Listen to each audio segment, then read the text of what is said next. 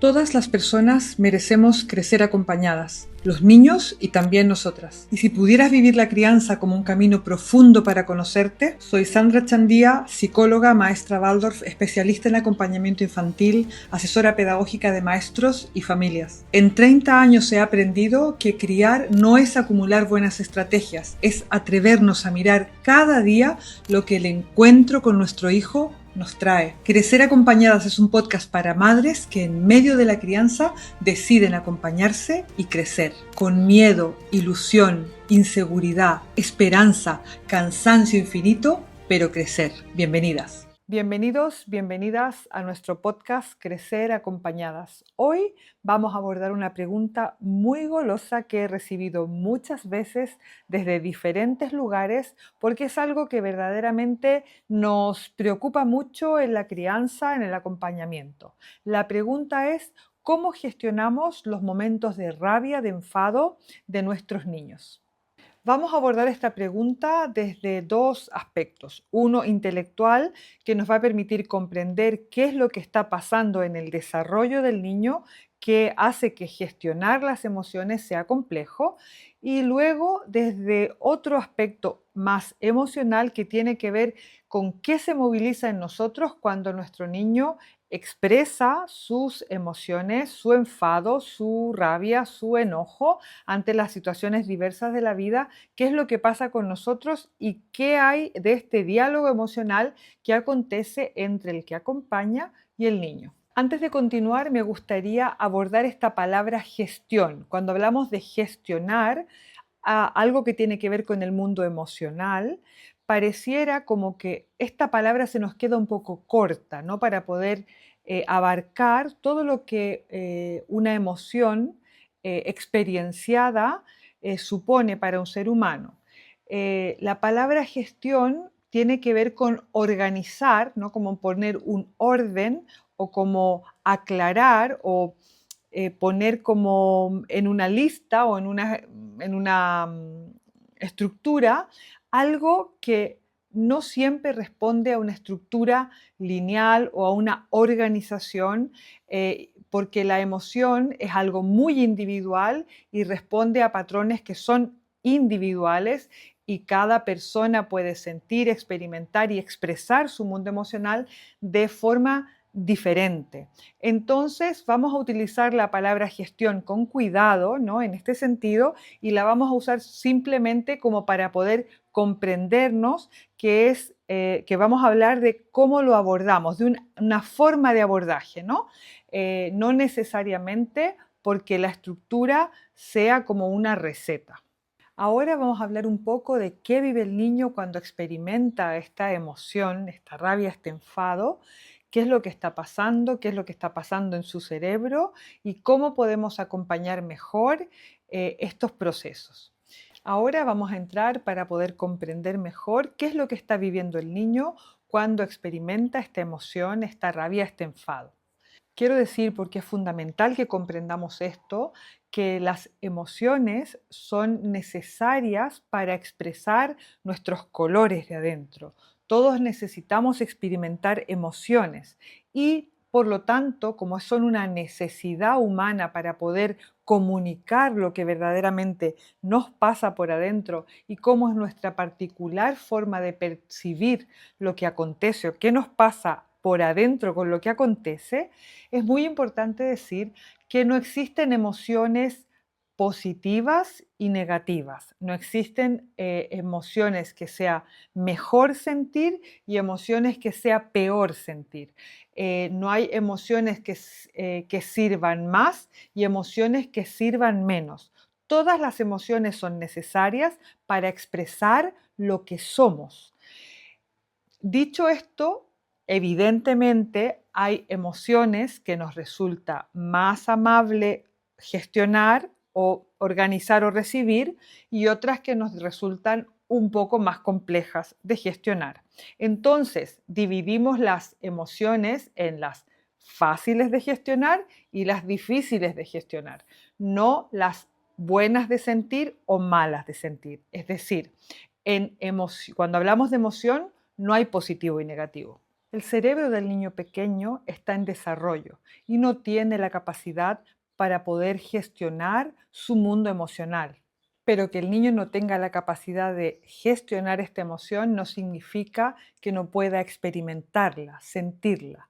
Y aquí hay algo claro que tenemos que recordar cada vez que entramos en este lugar, en que vemos al niño experimentando una emoción y también cuando nosotros la experimentamos. Las emociones no son algo que se comprende, las emociones son algo que se experimenta, que se siente, que se vive en el cuerpo. Se puede incluso localizar dónde está. La emoción nos trae preguntas sobre nosotros mismos y para poder aprender a organizar lo que nos está pasando, para poder comunicarlo, necesitamos primero poder vivir estas emociones. Entonces necesitamos espacios seguros donde estas emociones se puedan sentir. Es decir, cuando nuestro hijo se enfada o tiene rabia o lo vemos muy enojado porque algo pasó, necesitamos darle el espacio para que esa emoción se viva adentro de él. Esa vivencia es la que le va a permitir poco a poco y repetida en el tiempo aprender a localizar y comunicar lo que le está pasando. Pero generar el espacio donde esa emoción se pueda sentir es el primer paso para llegar a la regulación emocional. Hay mucho que tenemos que hacer antes y en ese antes está la colaboración del acompañante, del adulto, que el niño necesita para poder alcanzar esa regulación. Un ser humano para poder alcanzar esa regulación emocional necesita haber sido corregulado, heterorregulado en la infancia. Entonces necesita un adulto que acompaña esa experiencia emocional. Voy a poner un ejemplo material para que podamos comprender esto. Es como si nosotros tuviéramos que tragar una manzana entera. Eso es mucho más complejo que si la cortamos a trocitos. Entonces, cortada a trocitos, la posibilidad de digerirla, la posibilidad de asimilarla aumenta muchísimo que si tenemos que tragarla toda de una sola vez. Lo mismo pasa con la emoción en relación con la regulación. Cuando hay alguien que nos ayuda a organizar esta experiencia emocional, alguien que está corregulando, un adulto que está sosteniendo esta experiencia emocional, ese es el equivalente a cortar la manzana en trocitos que facilita este proceso de digestión de esta emoción experimentada. Los niños necesitan asistencia, no pueden regularse solos.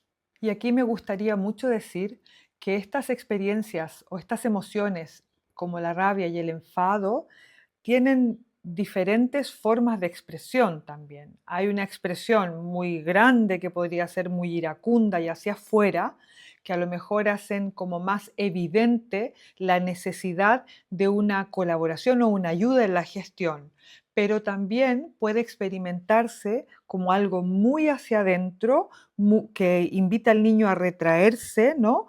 Y aunque eso sea menos incómodo para el adulto, porque hace menos ruido, porque, bueno, pues está ahí en un rinconcito y parece que se está arreglando solo, y no necesita nada, igualmente es una emoción que el niño no puede digerir sin la colaboración, sin la regulación o la ayuda en la regulación de un adulto.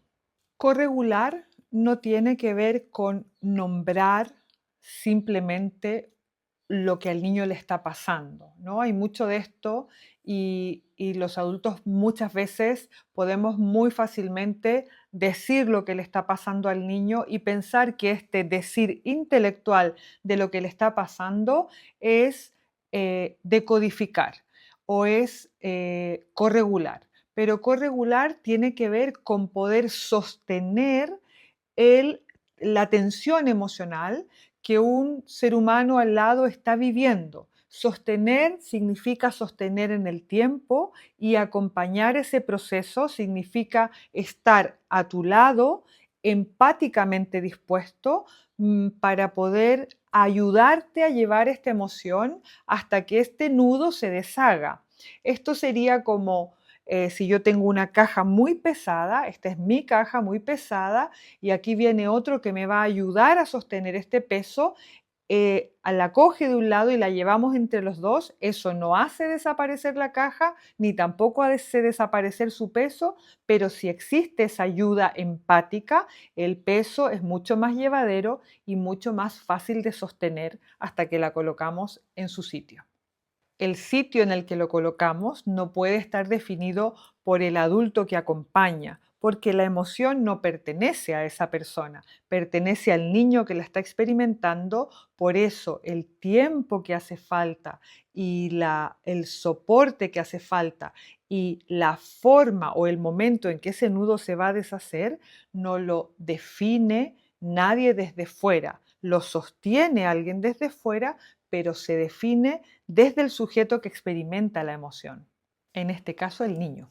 Ahora os quiero ofrecer un mapa concreto de cómo podemos acompañar de manera heterorregulante una situación emocional de rabia o de enfado de un niño pequeño. Vamos a hacer un ejercicio imaginativo y vamos a poner aquí a un niño que se le acaba de caer la torre y está llorando con cara enojada y pataleando, incluso ha tirado las fichas al suelo, las que quedaban, incluso él mismo se ha tirado al suelo, estamos en medio de un berrinche. Entonces vamos a ponernos en la situación del niño, luego vamos a entrar en la situación del adulto. Primero vamos a entrar en la situación del niño. Esto es lo que él está viviendo y ese niño necesita de un adulto que sostenga este momento. Entonces, este adulto se aproxima físicamente, pero es muy importante que no se aproxime con una respuesta, porque si nosotros vamos con una respuesta como o con una claridad, con una convicción como no pasa nada, ¿no? Que es una forma muy estandarizada de acompañar una problemática de un niño, no pasa nada, y nosotros entendemos que es decir ese no pasa nada, la intención que tiene es quitarle peso a la situación del niño, como aliviar, pero verdaderamente es algo muy disociante para el niño que experimenta una emoción, porque a él sí que le está pasando algo. Entonces, él le está pasando algo, pero su adulto de referencia viene y le dice, no está pasando nada, y entonces aquí hay una confusión, una incomodidad, y eso hace que ese momento se llene todavía más de tensión en vez de aliviar. Entonces, esta acción de decir no pasa nada es más bien contraproducente a la hora de acompañar una emoción.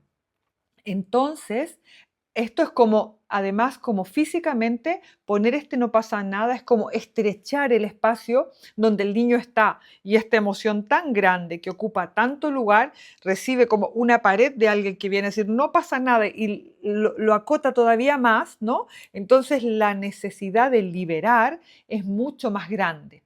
Entonces, cuando nosotros nos aproximamos, es importante no traer como un sello, un fin, traer algo abierto, ¿no? Como un espacio. Y ese espacio lo podemos aproximar al niño a través de una pregunta grande, ¿no? ¿Qué ha pasado? ¿No? No esperamos, por supuesto, que el niño nos dé una explicación, ¿no? Como yo sé que ha pasado algo. Cuando digo esto, estoy viendo que ha pasado algo, ¿no? Y entonces hablamos de esta experiencia. ¿De qué hablamos? No de lo que le está pasando por adentro, porque a veces tenemos como la tentación de empezar a nombrar emociones, ¿no? Y empezar a llevar al niño a pasearse por unos lugares bastante intelectuales, emocionales pero intelectuales, ¿no? Que tienen nombre emocional, pero que son muy intelectuales, como por ejemplo, dime qué sientes ahora, dime dónde está en tu cuerpo, dime, todas estas ideas que pueden ser muy interesantes cuando nos referimos a los adultos, cuando hablamos de los niños con esta estructura inmadura para poder captar la emoción, pueden todavía agudizar la atención y ayudar mucho menos de lo que nos imaginamos. Entonces traemos esta pregunta grande, ¿qué ha pasado? ¿No? Y luego algo que puede ayudar mucho es hablar de lo que vemos, no porque hablar de lo que vemos también nos permite acompañar en el presente.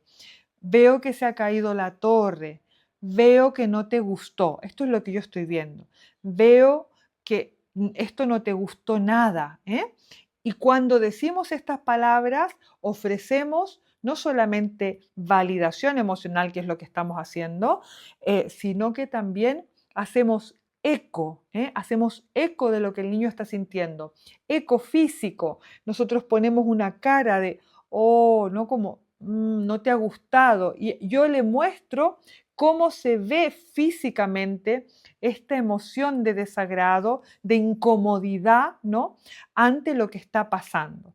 No es necesario saber o decir cuando el niño tiene 3 o 4 o 5 años, si esto se llama rabia, si se llama enfado, tranquilidad, que vamos a ir llegando y el niño podrá ir poco a poco hasta ese lugar, pero sí que hablamos de esta incomodidad, ¿no? Le llamamos incomodidad. Veo que estás muy incómodo, esto no te ha gustado, tú no querías que se cayera, ¿eh? Y de esa manera le muestro, ¿no? Le muestro con mi gesto y con mis palabras lo que adentro está viviendo. Lo que estoy haciendo ahora es el gesto de trocear esta manzana para que se pueda digerir. Estoy poniendo en pequeñas porciones para que el niño pueda organizar esta experiencia.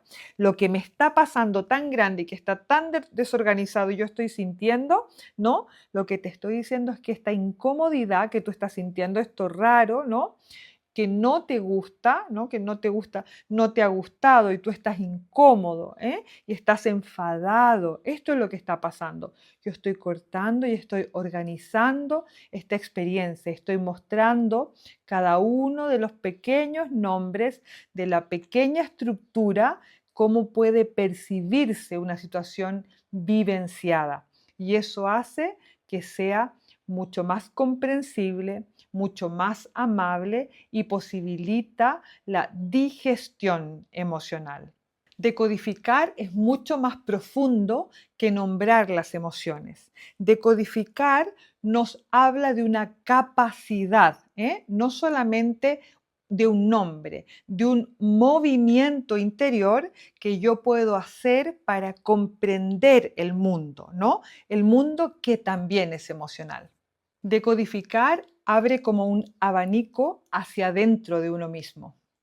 Ojo aquí, decodificar no es adivinar. ¿Estás enfadado? ¿Estás triste? ¿Te duele esto? ¿Te enojaste mucho? ¿Pero es rabia? ¿Pero tienes mucha rabia? ¿O es ira? Esto no va por aquí. Nosotros vamos a mostrar lo que estamos viendo, vamos a hablar de lo que estamos viendo. Y poco a poco, este estar viendo a través del espejo que el adulto sostiene, la heteroregulación o la corregulación, va a permitir que el niño vaya leyéndose a sí mismo, le va a ir mostrando el proceso de adentro y le va a ayudar a organizarlo cada vez más, cada vez más, cada vez más. ¿A dónde vamos a llegar desde este lugar? A la capacidad de poder comunicar lo que me pasa, porque cuando yo vivo una emoción decodificada, puedo identificar el lugar en el que me encuentro y cuando yo puedo hacer este gesto de identificar, entonces luego lo puedo comunicar. Vamos a llegar entonces en esta capacidad madura a la idea adulta o a la que deberíamos tener en la adultez, que es poder decir desde la calma, mira, estoy muy molesto por esta situación, no me ha gustado nada y preferiría que no me hables de esta manera o prefiero no hacer esto o no recibir esta experiencia ahora mismo y entonces podemos comunicar lo que nos pasa porque podemos identificar por dentro cómo se sienten cada uno de estos trocitos y podemos hablar de nuestra vivencia interior con nitidez, con claridad, sin alterarnos, sin desbordarnos, desde la calma. Ahora vamos a entrar en lo que tiene que ver con la emocionalidad del adulto que acompaña, porque evidentemente nosotros también somos seres humanos con un bagaje emocional, con unas experiencias, con una emoción que se activa ante las emociones de nuestros hijos y eso es difícil o más bien imposible de borrar, ¿no? Estamos aquí, somos seres humanos sujetos de emoción y nos pasan cosas con lo que le pasa a nuestros hijos. Algo que es muy fácil de comprender en frío y que se dificulta un poco de aceptar cuando estamos en el momento en que la emoción, la rabia o el enfado de nuestro hijo ha salido, es la idea de que el enfado o la rabia de nuestro hijo en un momento determinado es una respuesta emocional ante una experiencia real, que lo que le pasa no es voluntario, no es que quiere enfadarse, no es que quiere enfurecerse por algo, es que es la respuesta ante la propia vivencia. Y algo muy importante, esa respuesta no tiene nada que ver con nosotros, no lo hace para molestarnos, para fastidiarnos justo en el momento en que vamos a salir. Esto no está presente, esta intencionalidad en el niño. En este punto es muy claro que para poder tener la capacidad de corregular a otro, tenemos primero que tener la capacidad de regularnos a nosotros mismos. Muchas veces pasa cuando nuestros hijos se enfadan por algo, ¿no? Como y gritan y tiran algo y bueno, se cayó la torre y ¡ah! Se enfadó y gritó y lloró, va el adulto enfadado, ¿no? Con la cara ya descompuesta, a limitar esto desde una forma muy rígida que también es enfado. Entonces aquí vamos a intentar regular o pedirle a alguien que comprenda algo desde la total incomprensión. Y eso es muy complejo. Aquí es importante ser amables con nosotros mismos y también aquí es muy importante ser amables con nosotros mismos y poder distinguir cuando esto ha pasado, ¿no? Y poder decirnos a nosotros mismos, madre mía, he venido a acompañar este enfado, pero ya voy enfadado yo con mi propio enfado, no me molesta esto y mi hijo está haciendo su berrinche y yo estoy haciendo el berrinche al lado. Identificar esto es el primer paso para la felicidad. Una vez identificado esto, todo lo que viene es crecimiento, ¿no? Es conciencia, es mejora, es un acompañamiento mejor no solo para mi hijo, también para mí. Acompañar el desarrollo emocional se torna más complejo cuando no hemos recibido nosotros como hijos un acompañamiento emocional oportuno.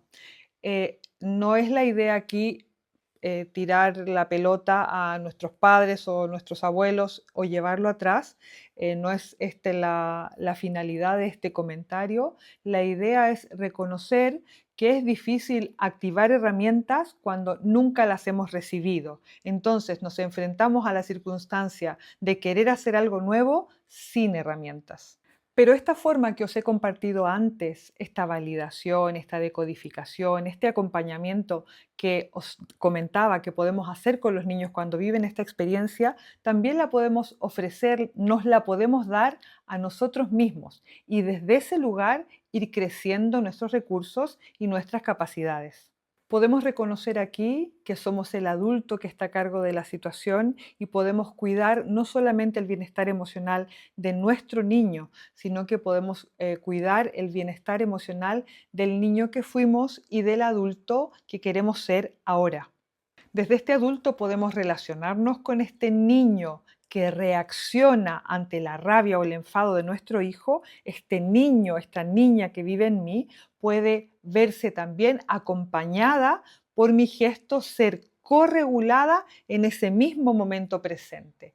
Una muy buena herramienta es nuestra mano, que podemos ponerla en nuestro pecho y podemos decirnos a nosotras mismas, yo estoy aquí para ti, ¿eh? Todo va a estar bien, yo estoy presente, estás bien, ¿no? Asegurarme que esta respuesta emocional que me está surgiendo, este enfado con el que yo voy a controlar el enfado de mi hijo o que pretendo hacerlo, no es lo oportuno.